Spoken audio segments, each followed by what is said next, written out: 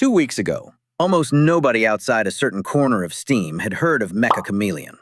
Now, it has reportedly sold 7 million copies, hit more than 340,000 concurrent players on Steam, and depending on how you do the math, it may have generated somewhere between $33 and $42 million in gross sales. So how did a weird little game about painting a stick figure turn into one of the biggest viral hits on Steam? On paper, Meccha Chameleon sounds way too simple to become a mega hit. You and your friends play hide and seek. One team hides, one team searches. But instead of turning into furniture like Prop Hunt, you stay as a blank white figure and literally paint your body to match the environment. The Steam page says it best. Paint yourself, blend into the stage, and survive using your spot, your pose, and your artistic skill. It also supports public matches and streaming, and the store page recommends roughly 2 to 10 players depending on the host. And that mechanic is genius because it creates clips that make sense instantly. You don't need to understand an economy, skill tree, crafting system, or meta. You just need to see a guy painted into a wall and another player walk straight past him. PC Gamer even pointed to examples like disguising yourself as the shadow on an exit sign. That is the whole viral pitch in one shot. Steam lists the developer and publisher as Lemurion_1224. And SteamDB shows the game was first seen publicly on its database on May 4th, 2026. So this was not some 5-year blockbuster hype campaign. It had a relatively short runway. The Steam page lists the release as June 9th, while SteamDB logs the release in early June 10th UTC, basically the same launch window depending on time zone. Then, the numbers started moving fast. A Steam post cited by PC Gamer said the game sold 1 million copies in 4 days. Games Radar then reported 2 million in 5 days. By June 22nd, Games Radar said the developer had announced 7 million copies sold in under 2 weeks. That kind of velocity is not normal, even for successful indies. SteamDB also shows just how hard it was ripping through Steam itself. An all-time peak of 340,534 concurrent players on June 21st, plus rankings of number 2 in top sellers, number 1 in wishlist activity, and number 5 in daily active users in the June 24th snapshot. So why did this thing go nuclear? First, the idea is instantly goated. Second, the game is cheap. That means the jump from, have you seen that new hide-and-seek game, to, okay, fine, I'll buy it too, is tiny. It is not asking for a big commitment. Third, the game was basically built for creator discovery. The Steam page says it supports public matches and streaming, and it even asks streamers to include the game's name in the title. PC Gamer flat out says the game seems to have been big with streamers and YouTubers, and Games Radar described it as the latest friend slop hit spreading across forums and social media. And fourth, the audience was already trained for this kind of thing. Lethal Company, Content Warning, REPO, and Peak all proved that cheap, social, chaotic multiplayer games can blow up if they create funny stories.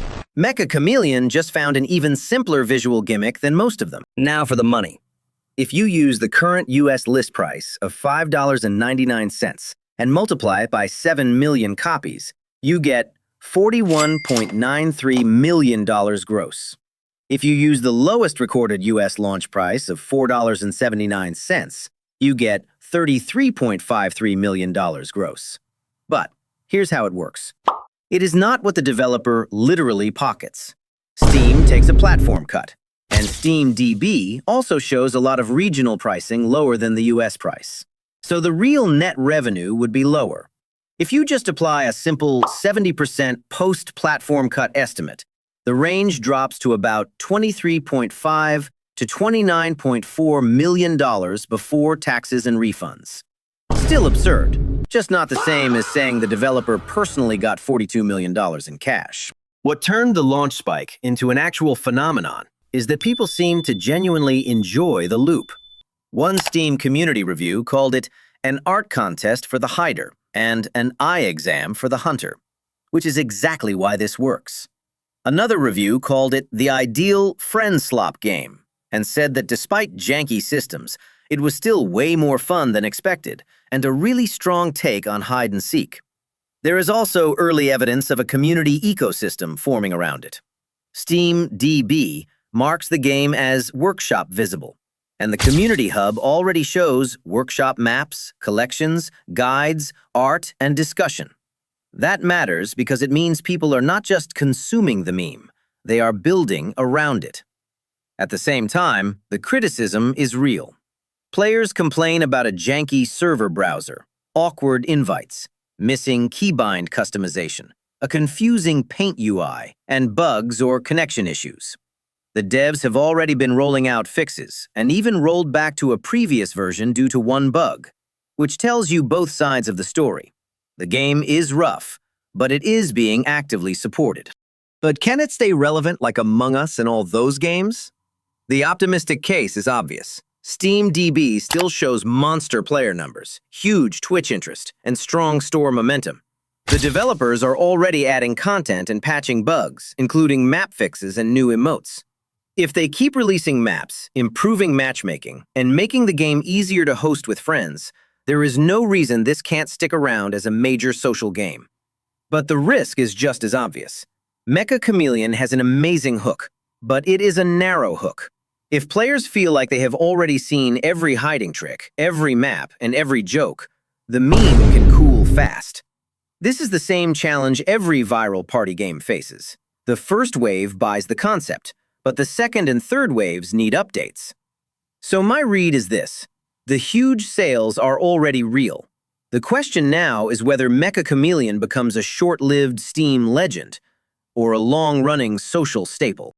Meccha Chameleon is the kind of hit the game industry keeps pretending is impossible.